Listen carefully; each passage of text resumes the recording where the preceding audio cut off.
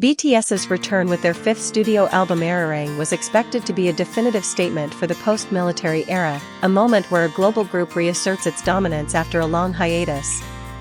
Yet instead of being a purely celebratory milestone, ARIRANG has evolved into the center of a deeper debate about presence, individual roles, and the internal mechanics of a global idol empire. The controversy began with what seemed like a technical detail. Kim Seok-jin was not listed in the production credits.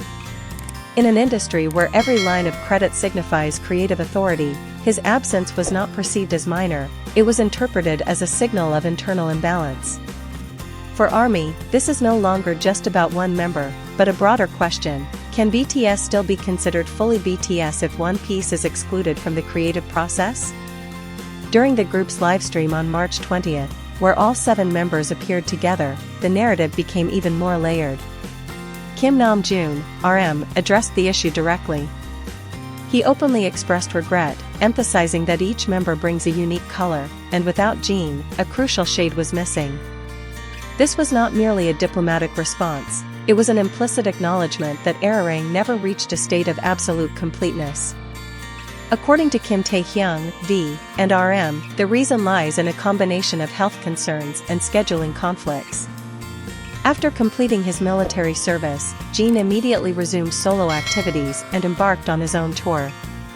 Meanwhile, the rest of the group participated in a songwriting camp in the United States, where much of the album's creative direction was established. These two timelines simply never aligned.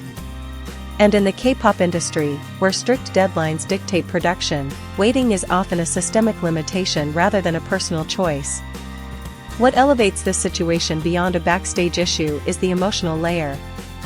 A brief moment during the livestream, when the camera captured Jin's slightly awkward expression, followed by a gentle reassuring pat from Jungkook, quickly became symbolic. It required no explanation, yet invited countless interpretations: regret, empathy, and the silent acknowledgement of an unfillable gap. ARMY's reaction was intense, but not purely emotional outrage. The questions raised reflect an increasingly sophisticated fandom. Why couldn't schedules be adjusted to ensure all 7 members participated? Why didn't the group wait for Jin to complete his tour for such a symbolic album?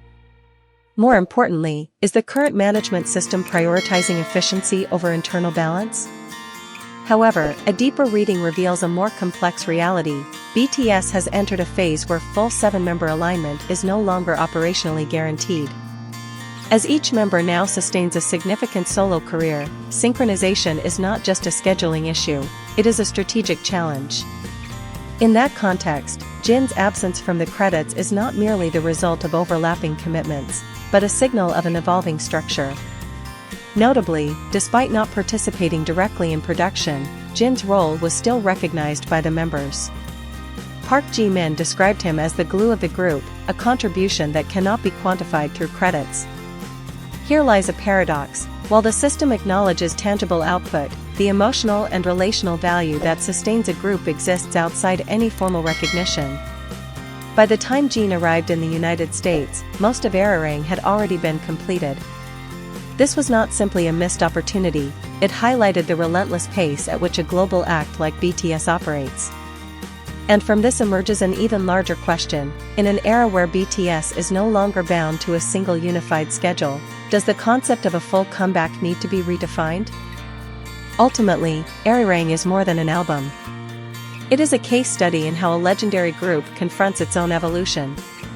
Jin's absence from the credits does not diminish the album's musical value, but it does open a necessary conversation about fairness, structure, and the future. Perhaps what resonates most with millions is not who appears in the credits, but a familiar human truth: even within the most tightly bonded groups, there are moments of misalignment, moments that force us to accept that completeness is sometimes an ideal, not a constant reality.